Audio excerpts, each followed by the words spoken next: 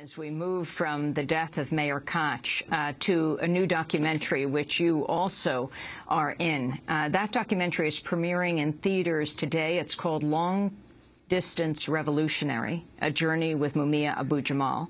In 1982, Mumia Abu-Jamal was sentenced to die for killing Philadelphia police officer Daniel Faulkner. He's always maintained his innocence as perhaps America's most famous prisoner. In 2011, an appeals court upheld his conviction, but also vacated his death sentence. It found jurors were given confusing instructions. When prosecutors said they would no longer pursue the death penalty, Mumia Abu-Jamal was transferred into the general prison population. In a moment, we're going to play an excerpt from the film, but first we're joined by Mumia Abu-Jamal himself from prison in Pennsylvania, not SCI Green, where he was on death row, but in, well, Mumia, welcome to Democracy Now! Why don't you tell us where you are? Good morning. I'm in the eastern side of Pennsylvania for the first time in a quarter of a century, actually more. It's called Mahanoy. Don't ask me what it means. I have no idea. But it's not far from Philadelphia and pretty close to New York City. Can you tell us what it means to no longer be on death row? Well, I could, but I'd be lying because I call this slow death row. Life in Pennsylvania means life. Pennsylvania has one of the largest life populations of any state in the United States. It had the distinction of having the absolute highest number of juvenile lifers of any state in the United States, indeed of any jurisdiction in the world. So that should give you some sense. Juan, if you're still there, if you'd like to ask Mumia Abu-Jamal a question. Well, Mumia, I know that over the years, it's been a while since we've talked, but over the years, this enormous movement has developed around the world demanding your freedom and insisting on the unjust nature of the trial that occurred many years ago in your case. Your reflections on this enormous movement that has developed and its role in terms of the prison industrial complex in general, in your case in particular. Well, I think it is the essence of a grassroots movement because it came from the bottom, not from the top.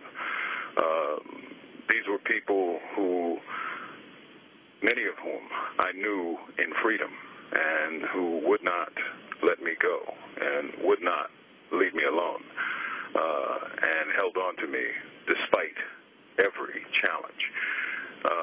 At the core, of course, are people that I fell in love with many years ago, known as the MOVE organization. And so from several members of the MOVE organization, PAM Africa, Ramona Africa, they built around them a grassroots organization that is in many ways unprecedented in organizing. You know, I've studied movements. I've been in movements all my life. I've, written a few history books about the stuff. But to be in the core of it and see it is another thing, and it's nothing less than remarkable. And it continues to grow, to build, and to demand an end to mass incarceration, an end to what I've called slow death row, and into solitary confinement. It's a vibrant movement. Like every movement, it ebbs, it flows, but to be perfectly honest, it's still with us, and anyone who denies that either is blind or a fool. Mumia, are you still appealing your case? Yes. I have always appealed. I have always fought, and there's no reason to not do so now.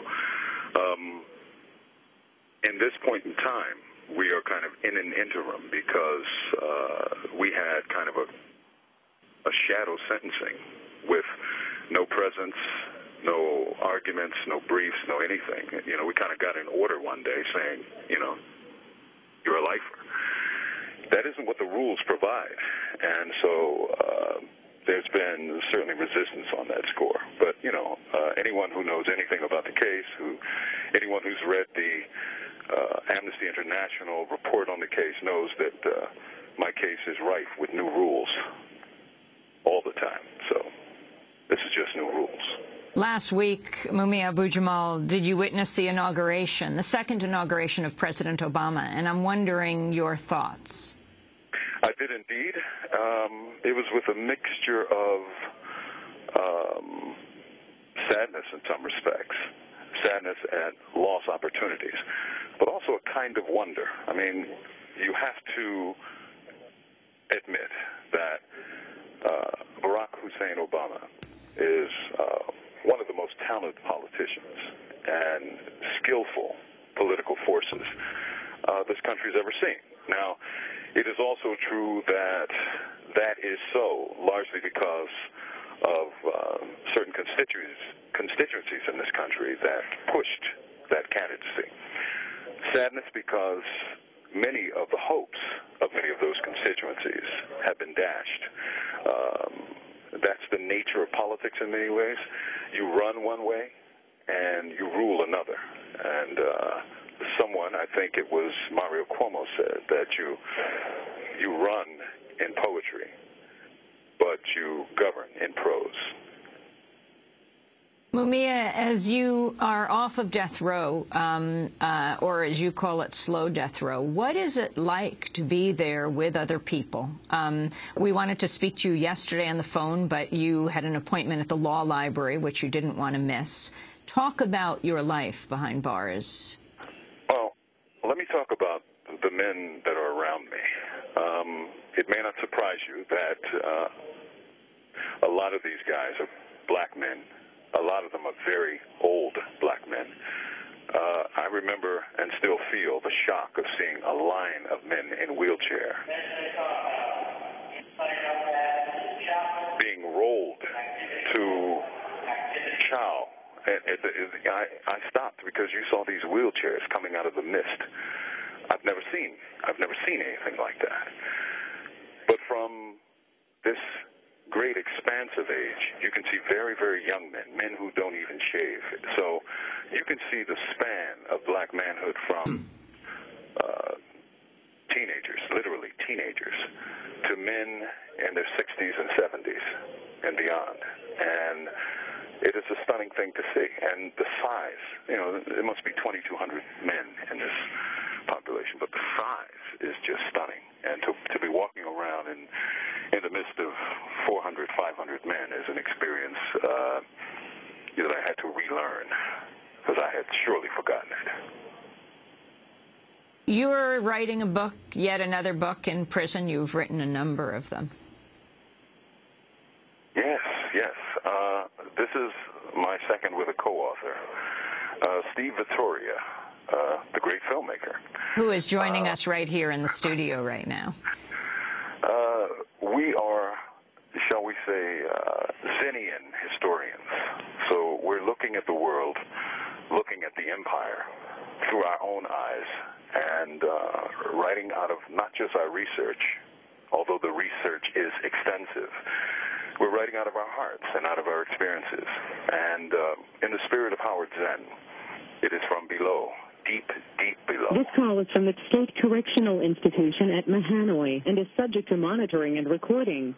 But I assure you, we will present something richer than many people have ever seen before. It is a labor of historical lust and great fun. What are you calling the book? Murder Incorporated. Why that title? Well, it comes from LBJ.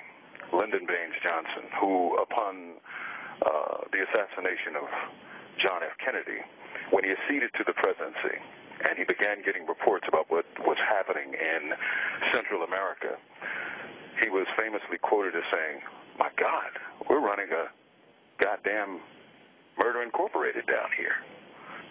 And indeed they were. I know that your line is going to be cut off in a minute, and I was wondering what message do you have to people outside the bars right now? Well, increasingly, that space has expanded because if you look inside the bars, you're looking at millions of men and women and juveniles, as I noted before. But even beyond that, I mean, how free are we today, those who claim to be non-prisoners?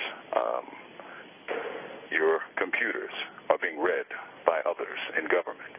Your letters, your phone calls are being intercepted.